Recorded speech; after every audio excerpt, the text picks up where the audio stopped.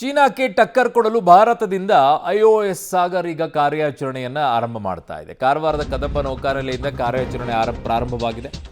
INS Sunaina ಮೂಲಕ ಹಿಂದೂ ಮಹಾಸಾಗರದಲ್ಲಿ ಕಾರ್ಯಾಚರಣೆ. 9 ಮಿತ್ರ ರಾಷ್ಟ್ರಗಳು ಭಾರತದ ನಾಯಕತ್ವದಲ್ಲಿ ಭಾಗಿಯಾಗ್ತಾ ಇರೋದು. ಭಾರತದ ಪಶ್ಚಿಮ ಕರಾವಳಿಯ ಸ್ಪೆಷಲ್ ಎಕನಾಮಿಕ್ ಝೋನ್ ವ್ಯಾಪ್ತಿಯಲ್ಲಿ ಗಸ್ತನ್ನು ನಡೆಸಲಿರುವಂಥದ್ದು ಸುನೈನಾ. ಐಒಎಸ್ ಸಾಗರ್ ಹೆಸರಿನ ಕಾರ್ಯಾಚರಣೆಗೆ ಚಾಲನೆಯನ್ನು ಸಚಿವರು ನೀಡಿದ್ದಾರೆ. ಐಎನ್ಎಸ್ ಸುನೈನಾ ಹೆಸರಿನ ಹಡಗಿನ ಮೂಲಕ ಹಿಂದೂ ಮಹಾಸಾಗರ ವ್ಯಾಪ್ತಿಯಲ್ಲಿ ಕಾರ್ಯಾಚರಣೆಗೆ ಈಗ ಚಾಲನೆಯನ್ನು ಕೊಡ್ತಾ ಇದ್ದಾರೆ. ಐಒಎಸ್ ಸಾಗರ ಹೆಸರಿನ ಕಾರ್ಯಾಚರಣೆಗೆ ರಾಜನಾಥ್ ಸಿಂಗ್ ಅವರು ಇವತ್ತು ಚಾಲನೆ ನೀಡಿರುವಂಥದ್ದು. ನಾವಿವತ್ತು ಕಾರವಾರ ಕದಂಬ ನೌಕಾನೆಲೆಯಿದ್ದೀವಿ. ನೀವು ನೋಡ್ಬೋದು, ಈ ಭಾಗದಲ್ಲಿ ಈಗ ಶಿಪ್ ನಿಂತಿರೋದನ್ನು ಕಾಣ್ಬೋದಾಗಿದೆ. ಮಿತ್ರ ರಾಷ್ಟ್ರಗಳ ಸಹಭಾಗಿತ್ವದಲ್ಲಿ ಹಿಂದೂ ಮಹಾಸಾಗರ ವಲಯ ರಕ್ಷಣಾ ಕಾರ್ಯಾಚರಣೆ ನಡೆಸುವಂತಹ ಭಾರತ ಮಹತ್ವದ ಹೆಜ್ಜೆಯನ್ನು ಇಟ್ಟಿರುವಂಥದ್ದು. ರಾಷ್ಟ್ರೀಯ ಸಾಗರ ದಿನವಾದ ಇಂದು ಚಾಲನೆ ದೊರೆತಿದ್ದು ನಿಜವಾಗ್ಲೂ ಒಂದು ಶ್ಲಾಘನೆ ಅಂತಲೇ ಹೇಳ್ಬೋದು.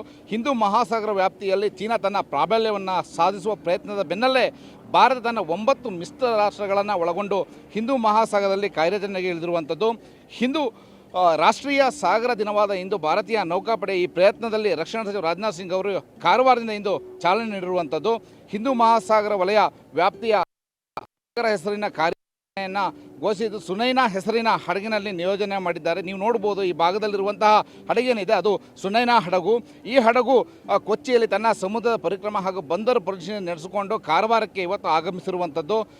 ಚಾಲನೆ ಬಳಿಕ ಇವತ್ತು ಹಿಂದೂ ಮಹಾಸಾಗರ ವಲಯದಲ್ಲಿ ಮೇ ಮೊದಲ ವಾರದವರೆಗೂ ನಿಯೋಜನೆಗೊಳ್ಳಲಿದೆ.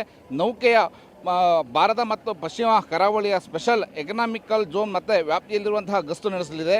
ಈ ನೌಕೆಯಲ್ಲಿ ಕೀನ್ಯಾ, ಮಡಗಾಸ್ಕರ್, ಮಾಲ್ಡೀವ್ಸ್, ಮಾರಿಷನ್, ಶ್ರೀಲಂಕಾ, ದಕ್ಷಿಣ ಆಫ್ರಿಕಾ ಸೇರಿದಂತೆ 9 ಸಿಬ್ಬಂದಿಗಳು ಇದರಲ್ಲಿ ಇರಲಿದ್ದಾರೆ.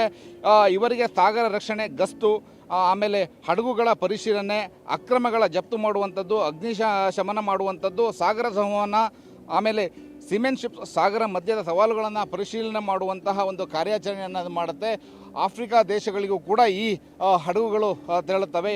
ಈ 9 ದೇಶಗಳ ಸಹಭಾಗಿತ್ವದಲ್ಲಿ ಈ ಹಡಗು ಈ ಭಾಗದಲ್ಲಿ ಇಂದಲೇ ತೆರಳುವಂಥದ್ದು. ಒಟ್ಟಿನಲ್ಲಿ ಭಾರತ ದೇಶ ಇವತ್ತು ಹೊಸ ಹೆಜ್ಜೆಯನ್ನಿಟ್ಟಿದೆ. ಚೀನಾ ವಿರುದ್ಧ ತನ್ನ ಪ್ರತಿಷ್ಠೆಯನ್ನು ತೋರಿಸಲು ಭಾರತ ಮುಂದಾಳತ್ವವನ್ನು ವಹಿಸಿರುವುದನ್ನು ಕಾಣ್ಬೋದಾಗಿದೆ. ಕ್ಯಾಮ್ರಾಮನ್ ಸುರೇಂದ್ರ ಜೊತೆ ನವೀನ್ ಸಾಗರ್, ಪಬ್ಲಿಕ್ ಟಿವಿ, ಕಾರವಾರ.